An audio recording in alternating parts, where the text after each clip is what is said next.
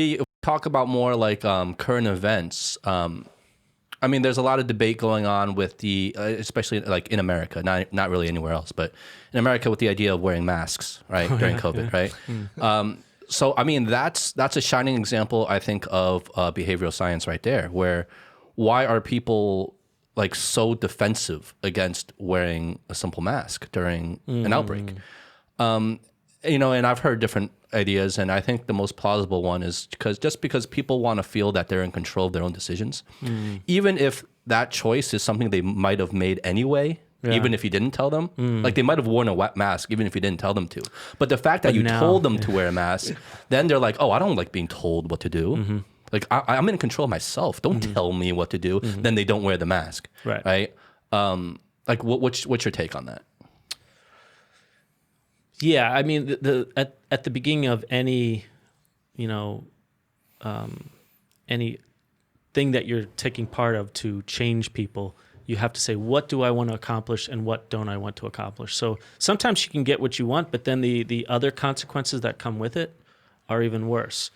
So you can get people to wear masks, but maybe for the wrong reasons. So then maybe they do other things that spread the disease in other situations. So in this situation, you'd really want education, you want a clear message, and then you could use nudge aspects of talking about what kind of mask is best, not should you or should you not wear it. And then you put it in that light. Yeah, I remember a while ago, I was in, it was many years ago, I was in Seattle, and they have many coffee shops, and there was like 2 main coffee shops in town, and everyone was saying like, so which one are you? Or do you like this kind or that kind? And everyone was taking sides. And then later I found out it was the same guy who owned both of them. And I was just like, that's genius. That's genius, yes. That's genius. And they would have T-shirts, I'm with this, I'm with that. And I'm just like, wow, you nailed it. That is genius. You nailed it. That is genius. Look at your face, Howie. That is genius. Yeah. That is genius. We should do that. We should. Oh my God. Let's just like open 2 things at once. Let's like do 2 podcasts. I want do royalties. that. No one knows like it's the same. It's us, right? We're just like competing. We just talk shit about the other one. Meanwhile, it's us. But yeah, that's the thing. If you frame the conversation differently, not should you or should you not, if it's what kind do you think is better? Yeah. And then you can have 2 camps of people arguing over what kind they're going to wear, but then you're like, okay, at least everyone's But that's just pure that's behavioral science, right? That's part of it, right? Human nature to want to be part of a group, to feel like, you belong, and by choosing a side, I'm part of that group. And and a lot of nudge theory is about not presenting a choice. Yeah, like not giving an ultimatum, right? But just like, because once you give someone an ultimatum, then they feel like they're backed up against the corner, right? Their back's up against the wall, and then they get defensive about it. They feel out of control, but instead you give them options, right? You don't give them ultimatum, but you give them options. Then all of a sudden they feel like, oh, I have the freedom and choice to choose here. I'm the one in control. Meanwhile, like the options you give are all like, you've decided which options you're going to give them. Yeah, like there was a study that I always think is interesting.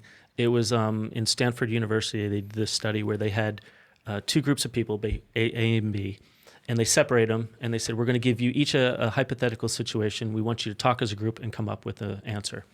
So they had Group A, and they said, okay, Group A, they said, the city of Addison, hypothetical city, has a crime problem. Crime is like a beast going through the city. Here's a list of possible choices of ways to handle it. What do you think we should do? Group B, crime in Addison is like a virus spreading through the city. What do you think we should do about it? And what they found out, like they did this over and over again, they found Group A would always pick things that were very reactive. So, punish, arrest, put him in a cage, prison, things like that. Execute sometimes. Group B was always like prevention, protection, education, things like that. And all they did was change the word. Just that word changed it. And it was very interesting to me because that alone is amazing that time and time again, this group would pick that and this group would pick that. But when they told them about it, only like 3% of the people said, oh, that might have changed my mind. Other people said, no, I would have picked the same thing anyway. Like, we've done this test 100 times. Like, you wouldn't. Like, yeah, so So it's amazing. And what I thought was interesting is when I read that, I read some other studies from the same group, and they had this idea of, because this is a big problem in America too, police, are you a guardian or are you a warrior?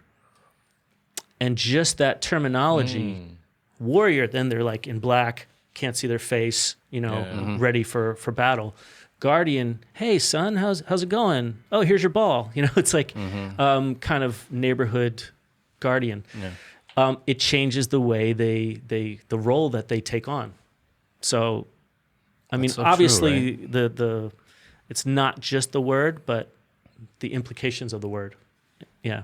Yeah, it's like something so small can like reframe everything. Yeah.